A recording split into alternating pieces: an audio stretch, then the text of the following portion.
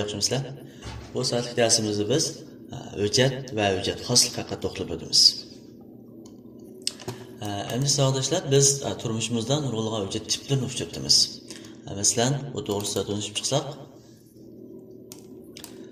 masalan, men bir hujjat xaltasini ochdim.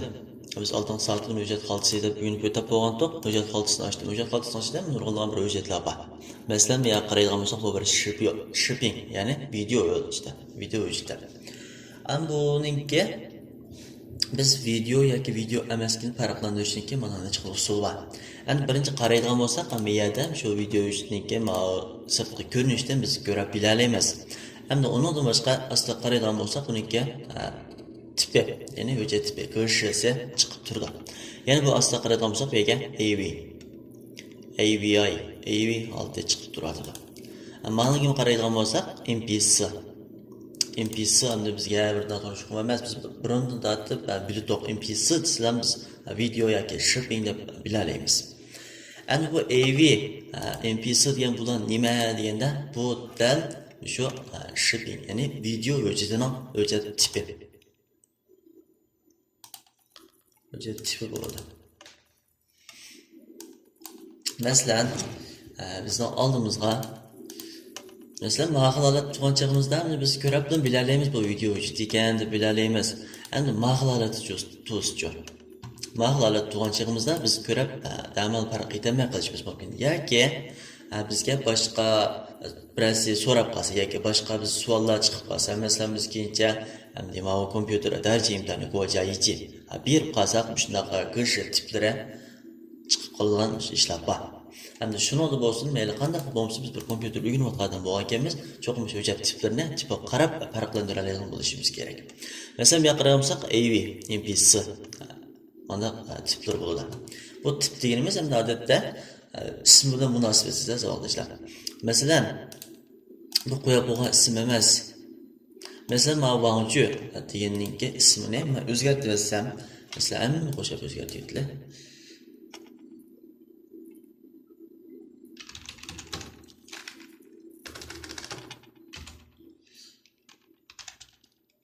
Deyin deb o'zgartirib o'tay. O'zgartirib o'tgan kim menda mana bir xil chiqdi savoldoshlar. 如果改变文件宽张密 demakchi deganda biz aytayotgan MP4 AV deganni o'zgartirib o'tdingiz demakchi bu yerda.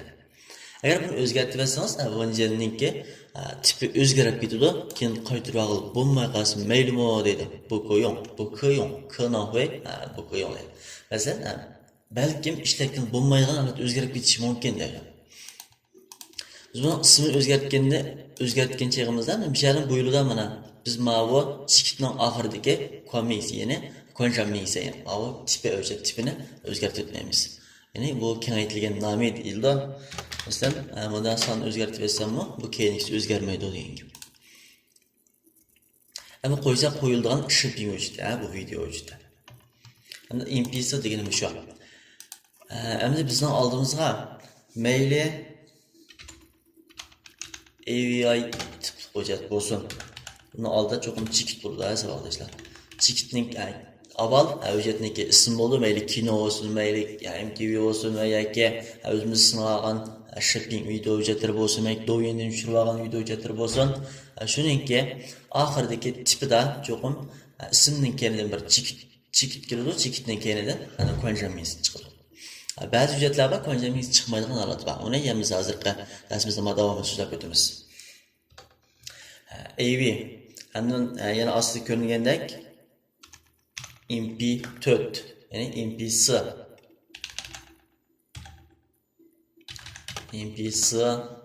yana ondan boshqa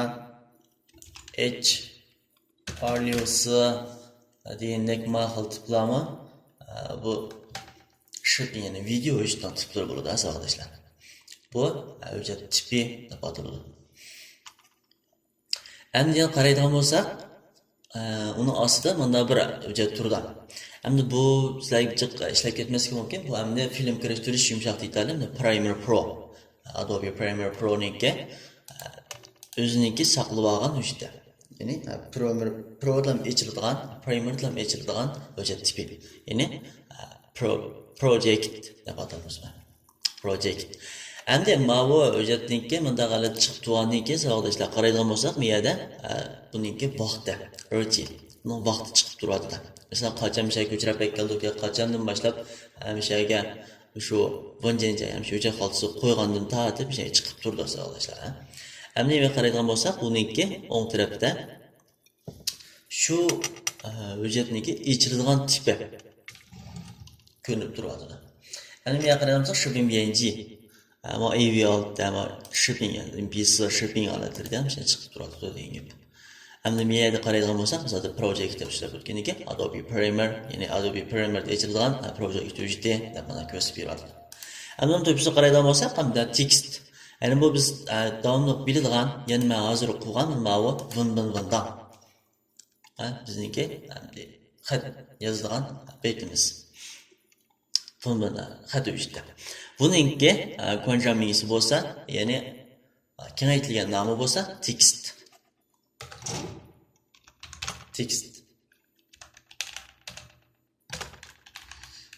qo'yib, text kelgan har qanday konjaminglik bir hujjat text hujjati bo'lib, bundan bo'lib asoslashlar. Ham yana bundan boshqa yana bizga uchraydigan hujjat tiplari bor. Masalan, ovoz hujjati. Ya'ni MP3 deb qo'ymiz. Bu MP3 deganimiz faqat ovoz hujjatining ma'lum bir xil tipi. Ma'lum bir tipining ismi bo'ladi. Hujjat tipi. Masalan, bu MP3. Bunda g'alati ko'rsak, men chiqib turgandek, mana 01 deganning oxiriga qaraydigan bo'lsak, MCA, M4A. Endi bu bo'lsa, bu bir ovoz hujjatining tipi. Bu shu MPG.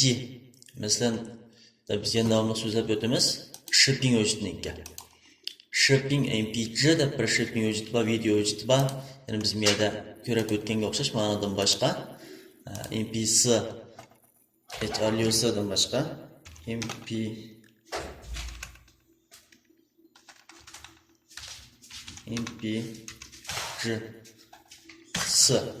deb bir ovoz hujjati, video hujjati bor. Şu video hujjatining o'lchamlik ovoz nusxasini ovoz hujjati tipi. Endi mana boshqa MPG 2 deydigan burunqa biz ishlatadigan video tiplari bo'lgan. Hamda hozircha ishlatmaymiz. Hozircha uchraydiganlardan hamda HRLUS bilan MPC AV degandeklar ko'p uchraydi. Biz telefon uchrayotgan chog'da AV olati chiqadi. Hamda tuzuk holatni hamda suzak ham sig'imi oz, mana holat chiqarmoqchi bo'lsak, HRLUS holat chiqarsak bo'ldi. Hamda buni film kirishtirish yumshoq detalni o'rgangan chog'imizda bizning shirkatimizniki biyoz so'zlab taqatgan film kirishtirish yumshoq detalda buni bevosita tavsiyali so'zlab chiqamiz film. Endi qaraydigan bo'lsak, hamda ovozga qaytib kelsak, ovoz yerimiz dal ma'vo bayonda so'zgan MPG-C ninki MAC ovoz hujjat tipi. Aynan qaraydigan bo'lsak, AAC. Bu bir ovoz tipi. Ovoz hujjatining tipi arkadaşlar. Endi men qaraydigan bo'lsak, bu MP3. Mana bizga eng tunishli bo'lgan MP3 hujjatimiz shu. Endi bu MP3 bo'lsam ovozli bo'ladi deydigan gap to'g'ri endi. Mayit deydiganda to'g'ri gap. Lekin bu MP3 deganning o'zi ovozli deganning ostida turadigan bir birlik. Bunaqcha aytganda. Masalan, ovozliqning ichida nurg'un hujjat tiplari bo'lgan. Bundan boshqa hujjat tiplari ham bor. Lekin bizga ko'proq uchraydigan, biz ko'proq ishlatadigan hujjat tiplarini o'sha tanishtirib chiqdi. Masalan, ovozliq desa MP3 bo'ladi demakchi. Endi qo'yib baxsak, MP3 holat qo'yiladi. Zidon bo'g'anchi, mofum, mo'rin, bo'g'an degandek holatlarni biz uyg'unib chiqqanda uni chekkandan keyin biz kompyuterimizda bor bo'lgan qo'yg'ich orqali qo'yib berdi. Mesela qo'y chekayapti men buni. Qo'y chekayotgan keyin bu yerda 3 ta qo'yg'ich bor ekan, bu qo'yg'ichni qaysini tanlaysa deb chiqyapti. Masalan, men shu birinchisi qo'yni tanlovli holatda cho'ldan qilarsam, shuni bevosita qo'yiladi degan gap. Hello, Google. Hello, Google.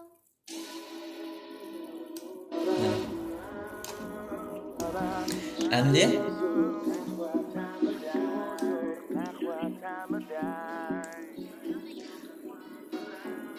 endi arkadaşlar bu hozir müzik chiqayotgan bu detalning ismi Kubo Inyo. Endi bu Windows 10 ni mashg'ulot sistemasini qashlangan chog'da birga qashlanib chiqadi. Endi har qanday ahvolda qashlanib chiqadi degan bo'lmaydi. Chunki bu bir yengil o'rancha. Ya'ni amaliy mashg'ulot, amaliy qo'llanishda yumshoq detal. Sistem yumshoq detal emas. Shuning uchun biz buni ayrim tushira olamiz. To'rdan ayrim tushirib, bevosita qachlab ishlasak bo'ladi. Yoki undan boshqa shu naqsh qo'yilgan detallar bor. Masalan, mana yundaymiz, masalan, Kiko Inyo deymiz. Undan boshqa nurg'unda shu naqsh qo'yilgan detallar bor. Shuni o'zimizga yarg'anlarni yoki o'zimiz ehtiyojlarni tushirib ishlasak bo'ladi. Ham bu detallarni bizning kompyuterimizda bor tushirilik yoki qachlab kelgan naqshlarni qo'yib beradi yoki bevosita to'rtimjak naqshlarni izlab qo'yib olsak bo'ladi arkadaşlar. Ama bu detalning yana bir afzalligi hamda buni zuyshavha qilib aytgan taqdirdami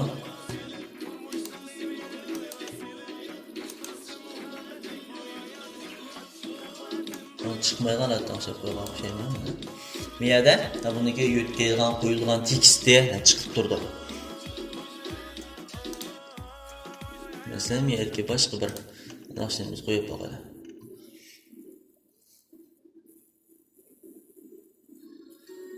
Mesela albatta to'rdan bevosita qo'yilib yotadi, ama bu.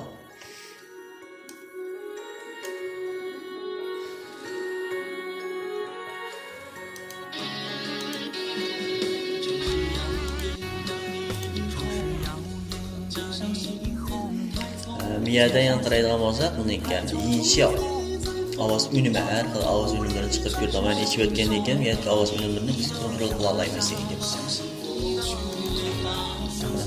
Ovoz har xil o'zgarib chiqadi-da, arkadaşlar, deb aytsanlar. Endi bu detalning o'zining xosligi. Endi men aytib bersam, kerak ovoz biz tanishgan ovozlarimiz ishlamaydi.